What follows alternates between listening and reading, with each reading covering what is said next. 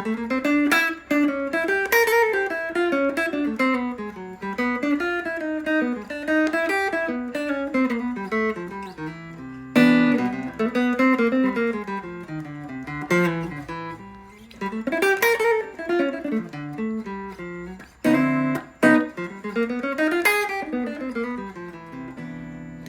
Mike Brookfield here. Welcome to episode 3 of Charlie Parker Fun for Guitar, I think we've been calling it. And we've been working through the Yardbird Suite solo. So, soon we'll get back to our usual content. This channel will always mainly focus on kind of blues playing and Eric Clapton and all that kind of stuff, because that's my, chosen genre. That's what I normally kind of play in, but it's really good fun to learn these high level of musicianship style things, like Charlie Parker, Bach, those kind of things, because they're, like I've said in previous videos, you're practicing multiple things all at once. You're practicing your, in this case for me, I'm practicing reading, practicing interesting lines over, chord progressions, and obviously the tempo is hard because it's fast. So yeah, Charlie Parker lines, really good. I mean, we can do more of this, what's the interest? When you do these series, a lot of the time, the first one is quite popular, and then they kind of, I can see a light shining there. That's not probably good. Yeah, the interest probably wanes week after week because only so many people can kind of keep up with it. But if you're interested in keeping a series like this going, please let me know. Hello, we've got a visitor. What's that? You want me to take that off? Okay. You want to say hello to people out there? Hello. Okay, off you go. Shut that door behind you. Oh! Shut the door. I got you. It's pretty early. It's not even 9 o'clock. You know what I mean? Ambitious of me to attempt doing something like this without warming up. But hey, let's get stuck in, will we? So we've got, let's do a quick revision of where we're up to. So it starts off, and then it's the next lick if you like.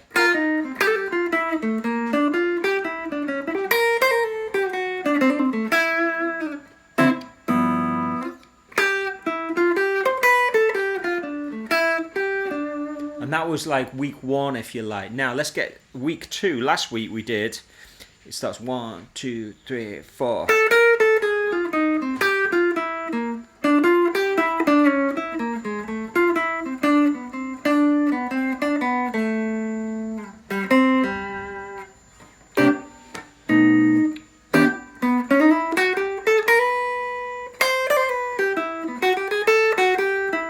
That's where we were up to.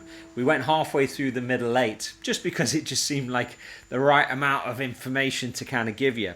So the next line is super killer, and it's really about trying to land on specific notes if you want to get the timing right. So the next lick goes.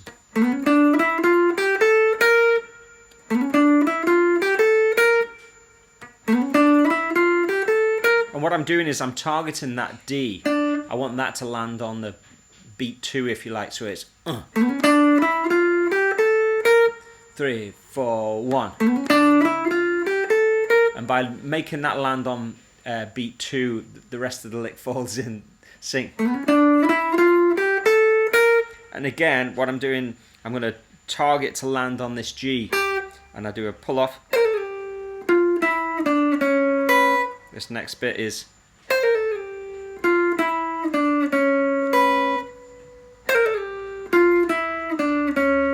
So my target note there is that G. So far we've got this. Now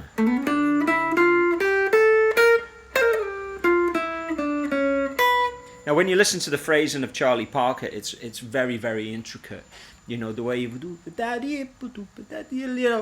he's kind of accenting in funny places.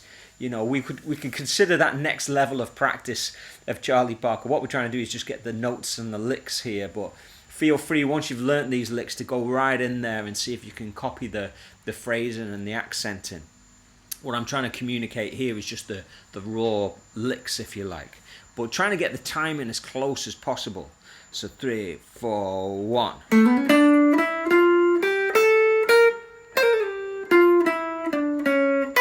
And then there's one and last one in this line where you go, and we're aiming for that G again, but we're gonna go.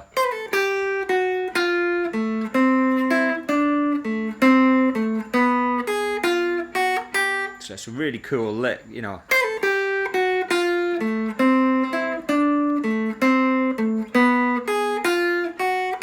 And again.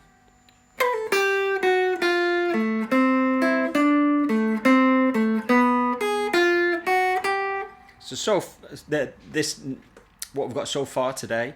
3, 4, 1.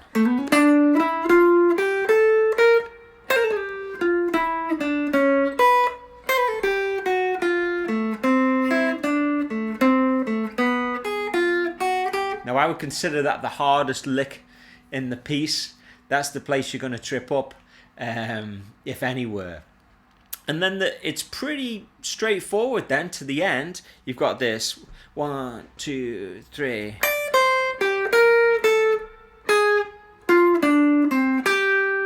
One, two, three.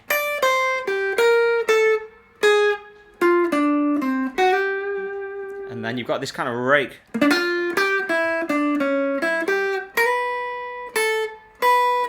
You're kind of raking through like a B flat triad.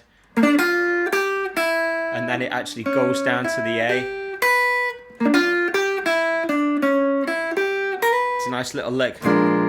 It's like da-da-da-da-don.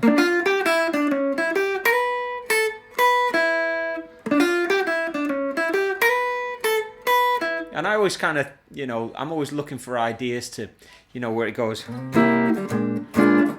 So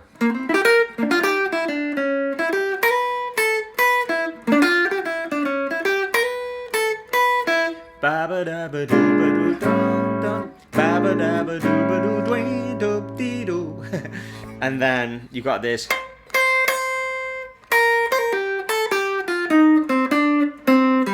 So whoops.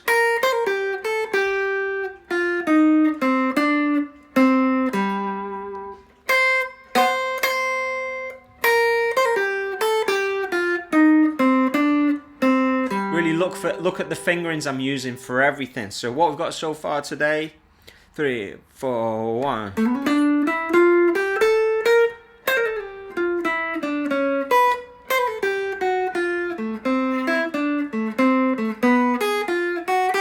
Two, three.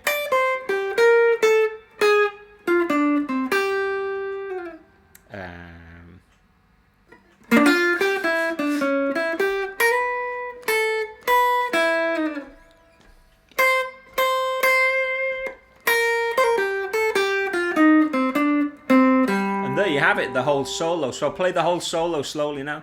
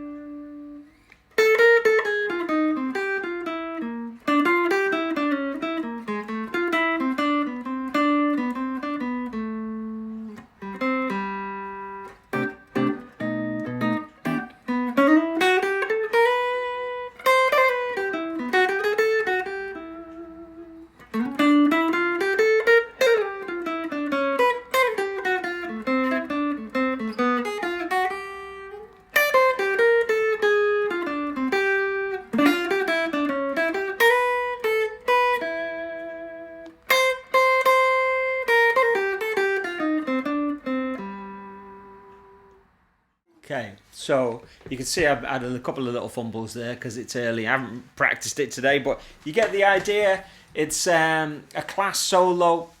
You know what I would do now if I was practicing this, I'd pull it up on a slow down program, pull up the record and be playing over and over it. Maybe start at about 60% and then go to 65%, then 70%, and then maybe 20 minutes later I'll be up to kind of 100% if I'm at that stage of learning it, you know. So it's just a fantastic style of playing, which is so intricate and so musically advanced in a sense. Every lick is every note is considered. You can justify every note. It's not like there's no blanket playing of like pentatonics like we do a lot in blues. So it's a really interesting style to kind of learn. So I hope you found that little Charlie Parker series useful. If you want to see more solos kind of played through, then let me know. And again, the reason I'm doing this is because there's not many people teaching Charlie Parker solos, and it's all about the fingerings. If you get the fingerings right, and somebody shows you a good fingering for a Charlie Parker solo, you will be able to play it. If you try and do it yourself and you're working out bad fingerings, you could be playing that solo for 10 years and not get anywhere near be able to play it. So it's about good fingering choices, and that is comes down to how you've been learning the guitar. Have you been learning to a structured system or not, or are you just kind of fumbling around? So what I find when I look at my students is the better they get and the longer they're with me, they make really much better fingering choices as time goes by, to the point where we might be working on something like this and they naturally just pick good fingering choices, and I only have to suggest things every now and then. Whereas in the beginning, when you're doing fingerings, you're kind of almost having to say all the time, use this finger, because if you use the wrong finger, you can be making life really hard for yourself. And obviously it's different in different genres. If you're playing blues, you're going to use a slightly different finger, and then if you're going to be playing, say, a Charlie Parker solo, because the Charlie Parker solos requires maybe all 4 digits on the go there. But if you're playing a Jimi Hendrix solo, you might need the thumb over, and you might need the power of the 3rd finger. If you're doing a BB King solo, you might be bending with the 1st finger. So it's kind of genre specific as well. So anyway, have fun with that, and I'll speak to you soon. Keep it burning.